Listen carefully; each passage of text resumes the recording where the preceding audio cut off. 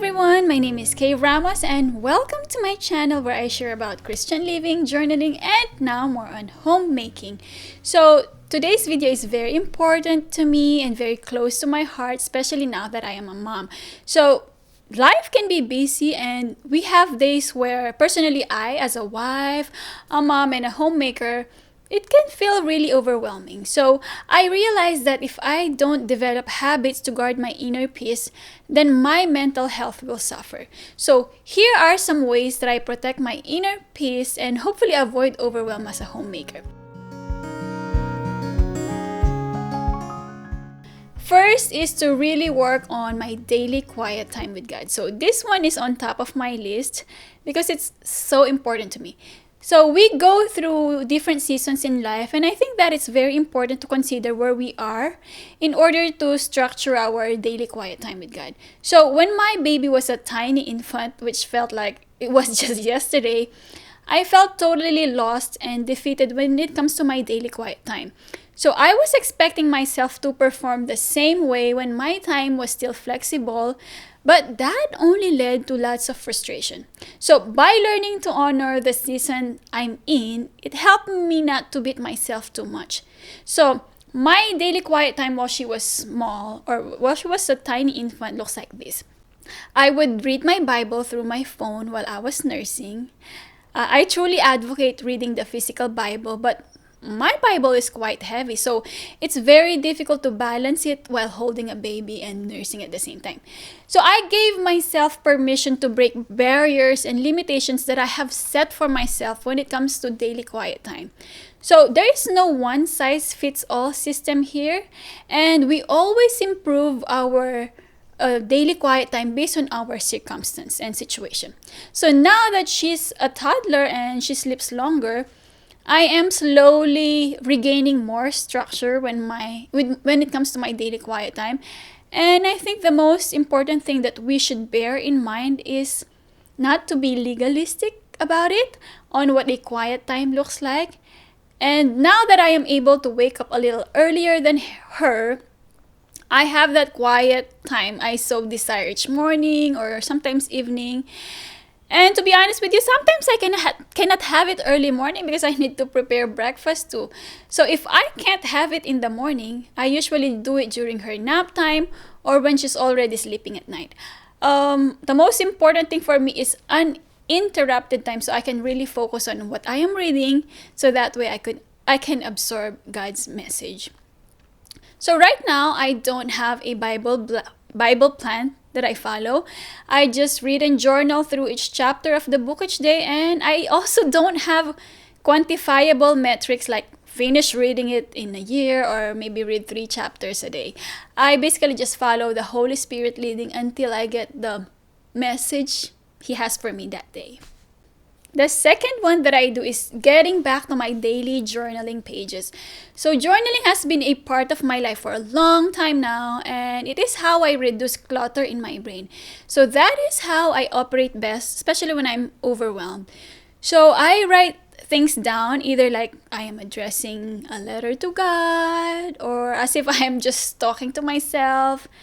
And in the past few months, I've actually several notebooks around the house with journaling pages here and there. And it felt like I'm all over the place. So I'm like, I know I wrote this stuff somewhere, but what notebook exactly is it? Or where did I really write it? So now I decided to be really intentional again about it and be more disciplined.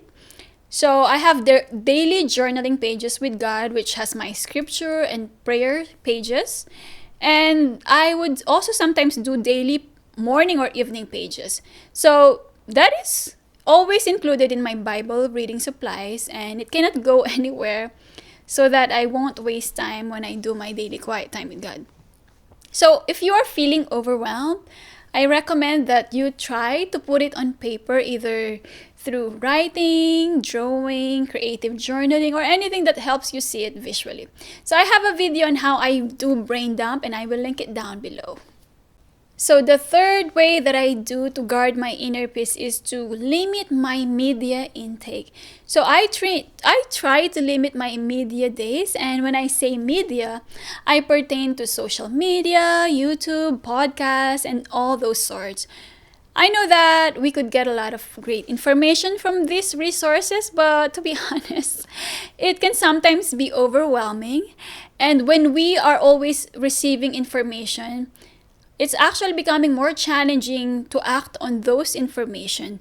So another thing also is I am also sometimes influenced to buy certain things even when it's not in our budget, just because I get encouraged to do so. And the fear of missing out kicks in, like I must try that one. It must be good because it's recommended by this person. So what I do now is to schedule it within a week. So right now it's Tuesday and Thursday, and sometimes a little bit during Saturday. And I am also not that active on Instagram. And even then, I try to limit who I listen to. So it depends on the season and what I am trying to learn at the moment. But sometimes when I am washing and doing some chores, of course, that's valuable time that I could use. So I listen to audiobooks or borrow video courses on Hoopla so that I could still, learn while I'm doing some chores. Especially nowadays, we are so inundated with so many stimuli, and I don't think our brain is wired to be exposed to lots of stimuli at the same time. And to be honest with you, I don't have to know what other people are doing, what other people are cooking, eating, or whatever. So I felt the negative impact of this during my early days of postpartum because I'm always on my phone while I was breastfeeding. And because of the algorithm, I always see so many posts about parenting and motherhood, and I did not realize that mom guilt is actually real. Of course, there are a lot of valuable information out there, but sometimes as a parent or as an individual, it can get overwhelming sometimes, especially when you see other people like they seem to have it all. So in order to protect my sanity, I only follow people who have the same principles and beliefs that I do, and I could really learn a lot from them, or someone that I really want to emulate. Next one is intentionally minimizing my life. Okay, I know that minimalism is all the rage lately, but technically speaking, I am not a minimalist by the usual definition of Pinterest pictures or Instagram pictures, like having white stuff only or no furniture, things like that. I actually have lots of stuff in my life, especially in the kitchen, but these are the stuff that help me have a smooth operation at home. So what I mean by intentionally minimizing my life is asking myself any of these questions every day. So what can I remove from my to-do list right now? What can I eliminate from this area? From this living room, what can I get rid here? What step can I remove here to speed up the process? Or what can I stop doing to free up some space in my life? Or what should I stop worrying right now, which is somehow challenging also. So things of those sort. And I'm usually a very detailed person, and I would say that's usually my strong and weak points. So I try to be detailed in everything, and I realize that sometimes it's okay to skip a step as long as the final result is not being sacrificed. One thing that I'm proud of myself too is that I am not afraid to give up things now. So in the past, I usually hold on to many things because, the money I invested or the sentimental value. But I have so many items sitting at home. And one perfect example is I have an air fryer that I don't really use. And I thought I would love it, but my husband is not a fan of the final result of the air fryer, or of the air fried food. So it's basically just sitting on my counter, taking up valuable real estate. So it's basically not doing anything. So I have a friend who just moved close to us, and she mentioned that they want to buy an air fryer. So of course, instantly I told her, well, I could lend ours and maybe you could try it, see if you like it.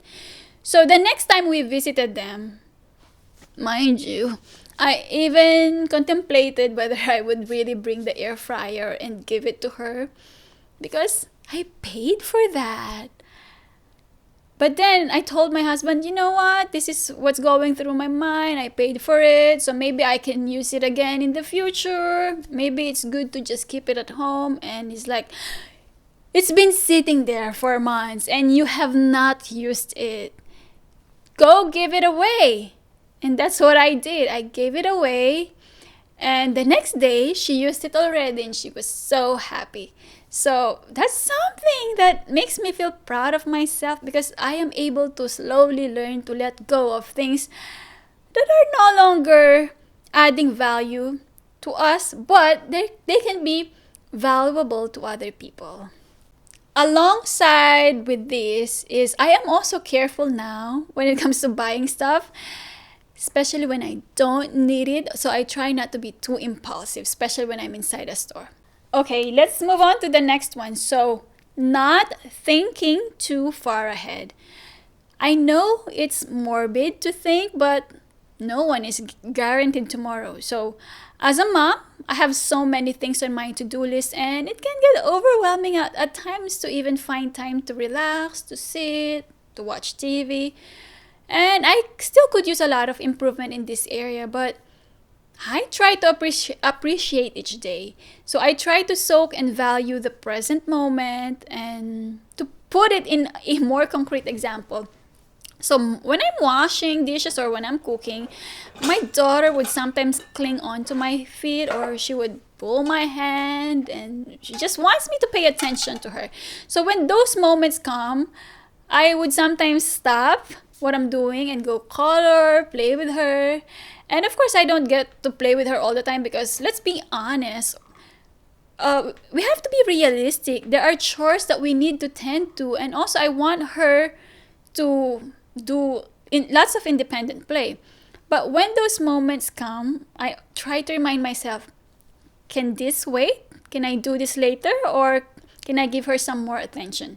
So if things can wait later, I try to act on something that I cannot bring back anymore.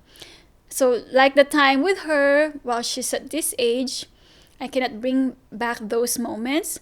Or time with my husband when he's not busy. I try to be present. Sometimes my brain would tell me, you have so many chores to do. What are you doing there? Why are you sitting with them? But I could always wash those plates later, but this particular time with my family, I cannot bring this back. Another thing that I try to improve also is I try my best not to think far ahead, like how much money do I need to retire? Do we have enough? How much should we save for college fund or other things that I cannot control? So I don't spend too much energy thinking of those things because we are doing some steps anyway on those areas. And I try not to be over fixated about the future and live it to the Lord Jesus. So that's not to say that I am not taking the right actions to take care of the resources He gave me right now. What I am saying is I try to give and do my best for what I can, but at the end of the day, I still lift up and trust God to take care of the rest. So yeah, I try to always remind myself of these 5 things and they are slowly becoming part of my habits. So as homemakers or as individuals, it is so important that we guard our mental health because we cannot take care of others if we are suffering inside. So hopefully this inspires you, and if it does, please consider subscribing so we can hang out more often. This is Kaye Ramos. Thank you so much for watching. See you guys again next time. Bye for now.